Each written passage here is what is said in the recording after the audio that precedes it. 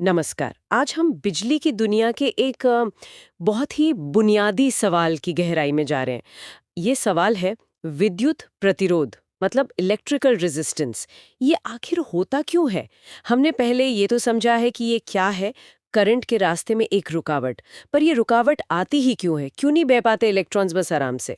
और इस क्यों का जवाब ढूंढने के लिए हमने एक सोर्स देखा, इलेक्ट्रो वायरल पॉडकास्ट।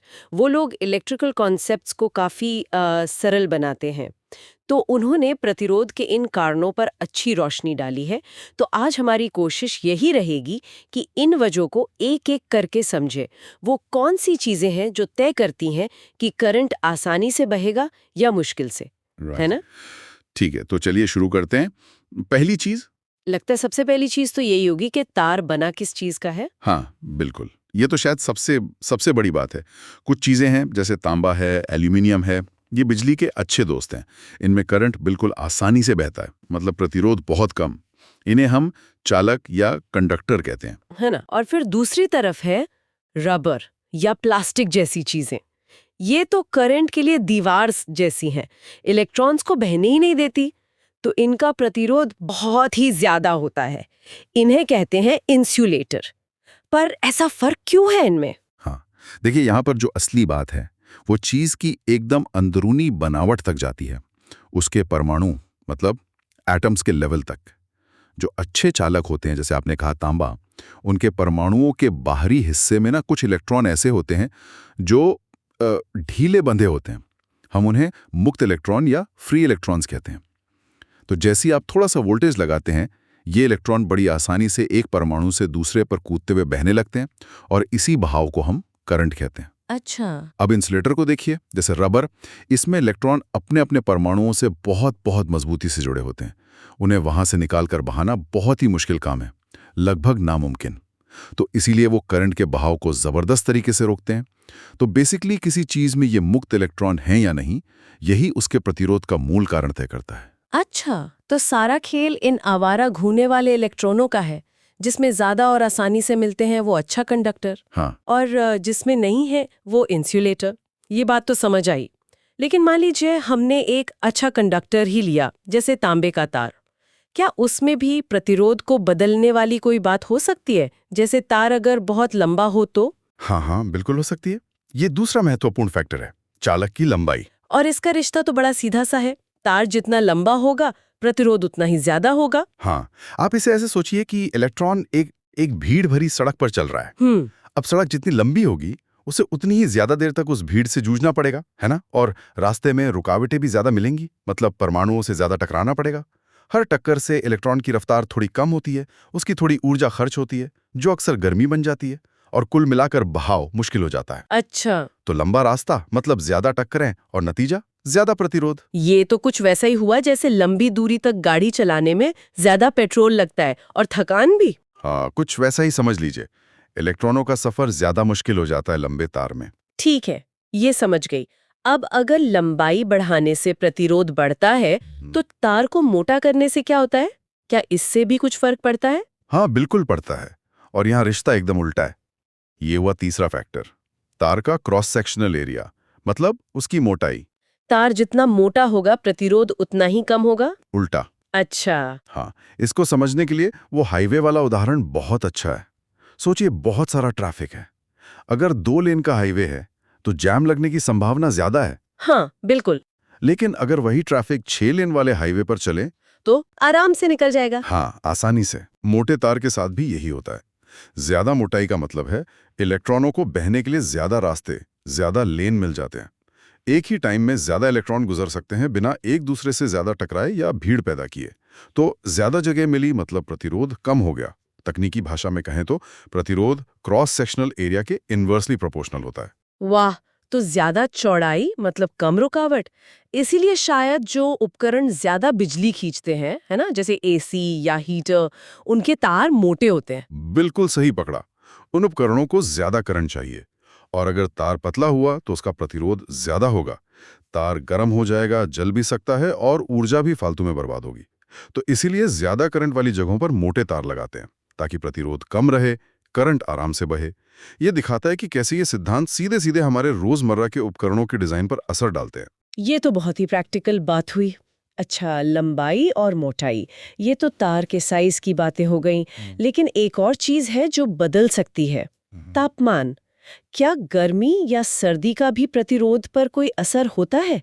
डिस्कशन में इसका जिक्र था और मुझे याद है धातुओं के लिए ये थोड़ा थोड़ा अजीब सा लगा था मुझे। हाँ, तापमान चौथा अहम फैक्टर है और धातुओं मतलब मेटल्स के मामले में इसका असर शायद थोड़ा उल्टा लगे पहली बार में।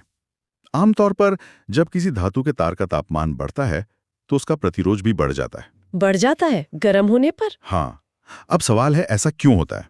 देखिए, जब धातु गर्म होती है तो उसके परमाणुओं को ऊर्जा मिलती है और वो अपनी जगह पर ज्यादा तेजी से और ज्यादा जोर से कंपन करने लगते हैं, मतलब वाइब्रेट करने लगते हैं। अच्छा। अब आप सोचिए, आप एक गलियारे से गुजरने की कोशिश कर रही हैं जहां लोग शांत खड़े हैं, और फिर सोचिए वही लोग अपनी जगह पर तेजी से हिल रहे हैं या नाच रहे हैं। किसमें से गुजरना ज्यादा मुश्किल होगा? जाहिर है जब लोग हिल रहे होंगे उनसे टकराने का डर ज्यादा रहेगा, रास्ता ब्लॉक होगा। बिल्कुल ठीक यही इलेक्ट्रॉनों के साथ होता है। जब तार गर्म होता है और उसके परमाणु ज्यादा तेजी से कंपन करते हैं तो जो इलेक्ट्रॉन बह रहे हैं उनके इन कांपते हुए परमाणुओं से टकराने की संभावना बढ़ जाती है, और ये ज्यादा टकरें उनके बहाव में ज्यादा रुकावट पैदा करती हैं, मतलब प्रतिरोध बढ़ जाता है।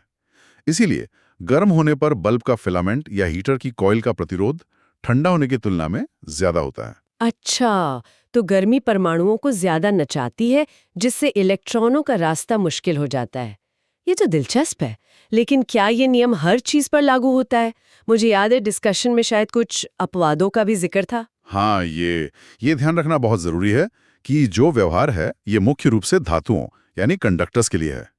कुछ और तरह के पदार्थ भी हैं, जैसे अर्धचालक यानी सेमीकंडक्टर्स, जो हमारे कंप्यूटर चिप्स और ट्रांजिस्टर में इस्तेमाल होते हैं। हाँ, सेमीकंडक्टर्स। और फिर अतिचालक सुपरकंडक्टर्स जैसी चीजें भी हैं, जिन्हें अगर बहुत बहुत ज्यादा ठंडा कर दें एक खास तापमान के नीचे तो उनका प्रतिरोध लगभग शून्य हो जाता है, जीरो। वाह, जीरो रेजिस्टेंस। हाँ, तो तापमान और प्रतिरोध का रिश्ता इस बात पे बहुत निर्भर करता है कि हम किस पदार्थ की बात कर रहे हैं। पर हाँ, हमारे घरों की वायरिंग और आम सर्किट में हम धातु वाला असर ही ज्यादा देखते हैं। ये तो वाकई बहुत दिलचस्प है कि तापमान का असर इतना अलग-अलग हो सकता है। एक ही फैक्टर पर पदार्थ बदलते ही उसका प्रभाव बिल्कुल पलट जाता है। चलिए अब उस आखिरी फैक्टर पर आते हैं जिसका जिक्र था डिस्कशन में, पदार्थ की शुद्धता। क्या इससे भी फर्क पड़ता है कि तार कितना साफ है? हाँ, ये पांचवा फैक्टर है। सामग्री में अशुद्धियां मतलब इम्प्यूरिटीज, और इसका नियम भी सीधा सा है। धातु जितनी ज्यादा शुद्ध होगी उसका प्रतिरोध उतना ही कम होगा। अगर आप एकदम शुद्ध तांबे का तार लें तो उसका प्रतिरोध कम होगा, लेकिन अगर उस तांबे में थोड़ी सी भी मिलावट है किसी दूसरी धातु की या किसी और तत्व की तो प्रतिरोध बढ़ जाएगा। लेकिन ऐसा क्यों? मतलब थोड़ी सी मिलावट से इतना फर्क क्यों पड़ना चाहिए? परमाणु तो ज्यादातर तांबे के ही हैं। इसकी वजह फिर से परमाणु की व्यवस्था में है। देखिए, एक शुद्ध धातु में परमाणु एक बहुत ही रेगुलर सधे हुए पैटर्न में जमे होते हैं। इसे हम क्रिस्टल संरचना या क्रिस्टल स्ट्रक्चर कहते हैं। क्रिस्टल। ये रेगुलरिटी इलेक्ट्रॉनों को बहने के लिए एक तरह का साफ सीधा रास्ता देती है। लेकिन जब कोई बाहरी परमाणु यानी अशुद्धि वाला परमाणु इस संरचना में घुस जाता है तो वो इस रेगुलर पैटर्न को बिगाड़ देता है। ये बाहरी परमाणु साइज में या अपने इलेक्ट्रॉनिक गुणों में मेजबान परमाणुओं से अलग होता है, और इसकी मौजूदगी एक तरह की गड़बड़ी पैदा करती है संरचना में। अच्छा, एक तरह की रुकावट। हाँ बिल्कुल, ये गड़बड़ियाँ इलेक्ट्रॉनों के लिए बिखराव केंद्र बन जाती हैं, मतलब स्कैटरिंग सेंटर्स। इलेक्ट्रॉन जब इनसे टकराते हैं तो वो अपने सीधे रास्ते से भटक जाते हैं। ठीक वैसे जैसे एक चिकनी सड़क पर अचानक कोई गड्ढा आ जाए या स्पीड ब्रेकर आ जाए तो गाड़ी धीमी हो जाती है, रास्ता खराब हो जाता है। सही कहा, ट्रैफिक का फ्लो बिगड़ जाता है। इसी तरह ये अशुद्धियां इलेक्ट्रॉनों के सीधे रास्ते में बाधा डालती हैं, उनके टकराव बढ़ाती हैं और नतीजा प्रतिरोध बढ़ जाता है। इसीलिए आप देखेंगे कि बहुत संवेदनशील कामों के लिए जैसे हाई एंड ऑडियो केबल या वैज्ञानिक उपकरणों में बहुत ज्यादा शुद्ध धातुओं का इस्तेमाल करने पर जोर दिया जाता है। समझ गई। तो जैसे सड़क पर गड्ढे गाड़ी की रफ्तार कम करते हैं, वैसे ही धातु में मिलावट इलेक्ट्रॉनों की रफ्तार कम करती है। यानी पदार्थ की अंदरूनी बनावट में किसी भी तरह की अनियमितता वो प्रतिरोध को बढ़ाएगी। ठीक है, तो हमने प्रतिरोध को प्रभावित करने वाले इन 5 मुख्य खिलाड़ियों को देख लिया: पदार्थ का प्रकार, उसकी लंबाई, मोटाई, तापमान और उसकी शुद्धता। तो इन सबको एक साथ देखें तो क्या तस्वीर उभरती है? मतलब हमने अलग अलग फैक्टर्स तो समझ लिए, लेकिन असल दुनिया में तो ये सब शायद एक साथ काम करते होंगे। बिल्कुल सही। असल में किसी भी तार या किसी भी पुर्जे मतलब कंपोनेंट का जो कुल प्रतिरोध होता है वो इन सभी फैक्टर्स का मिला-जुला नतीजा होता है। जब कोई इंजीनियर सर्किट डिजाइन करता है तो उसे इन सभी चीजों का ध्यान रखना पड़ता है। मान लीजिए उन्हें बहुत लंबी दूरी तक बिजली पहुंचानी है, जैसे पावर ग्रिड में, तो लंबाई के कारण प्रतिरोध बढ़ने की टेंडेंसी होगी। हाँ, वो तो हमने देखा। तो इसका मुकाबला करने के लिए वो क्या करेंगे? वो मोटे तार इस्तेमाल करेंगे, यानी क्रॉस सेक्शनल एरिया ज्यादा रखेंगे और ऐसी धातु चुनेंगे जिसका अपना प्रतिरोध नेचुरली कम हो, जैसे तांबा या एल्यूमिनियम। अच्छा, बैलेंस करेंगे। हाँ। दूसरी तरफ अगर उन्हें एक हीटिंग एलिमेंट बनाना है, जैसे टोस्टर में या इलेक्ट्रिक केतली में, तो वो जानबूझकर ऐसी सामग्री और ऐसा डिजाइन चुनेंगे जिसका प्रतिरोध ज्यादा हो, ताकि जब करंट गुजरे तो वो खूब गर्म हो सके। हाँ, क्योंकि वहाँ हमें गर्मी ही चाहिए। बिल्कुल। तो ये सिर्फ किताबी बातें नहीं हैं, ये व्यवहारिक इंजीनियरिंग का एकदम सार है। इन फैक्टर्स के बीच सही संतुलन बनाना ही कुशल और प्रभावी इलेक्ट्रिकल और इलेक्ट्रॉनिक उपकरणों को संभव बनाता है। तो कुल मिला के हमने ये समझा कि प्रतिरोध कोई कोई रहस्यमय या मनमानी चीज नहीं है। ये पदार्थ के बहुत ही बेसिक भौतिक गुणों और बाहरी स्थितियों जैसे तापमान का सीधा नतीजा है। इलेक्ट्रॉनों के लिए किसी चीज से गुजरना आसान होगा या मुश्किल, ये इन ठोस वजहों पर निर्भर करता है। और ये समझ हमें न सिर्फ ये जानने में मदद करती है कि सर्किट कैसे काम करते हैं, बल्कि ये भी कि हम उनमें करंट के बहाव को कैसे अपनी मर्जी से कंट्रोल कर सकते हैं, चाहे प्रतिरोध कम करके बिजली बचानी हो या फिर प्रतिरोध का इस्तेमाल करके गर्मी या रोशनी पैदा करनी हो। और यहीं से एक और गहरा सवाल उठता है। जब हम जान गए हैं कि प्रतिरोध किन चीजों पर निर्भर करता है, तो हम इस ज्ञान का इस्तेमाल कैसे करते हैं? कैसे हम इन फैक्टर्स लंबाई, मोटाई, पदार्थ, तापमान, शुद्धता को जानबूझकर बदलते हैं या चुनते हैं ताकि ठीक वैसी चीज बना सकें जैसी हमें चाहिए?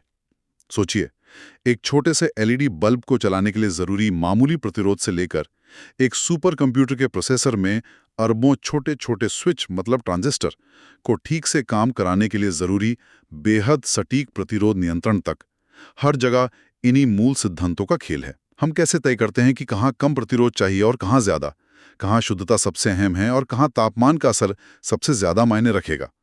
इन फैक्टर्स को अपनी जरूरत के हिसाब से ढालने और नियंत्रित करने की हमारी जो क्षमता है, वही दरअसल आज की पूरी आधुनिक तकनीक की बुनियाद है। हम इन सब चीजों को कैसे संतुलित करते हैं ताकि मनचाहा नतीजा मिल सके? ये सवाल लगातार नई खोजों और बेहतर डिजाइन की ओर ले जाता है। इलेक्ट्रो वायरल को सब्सक्राइब करें और भी इलेक्ट्रिकल नॉलेज पाते रहे।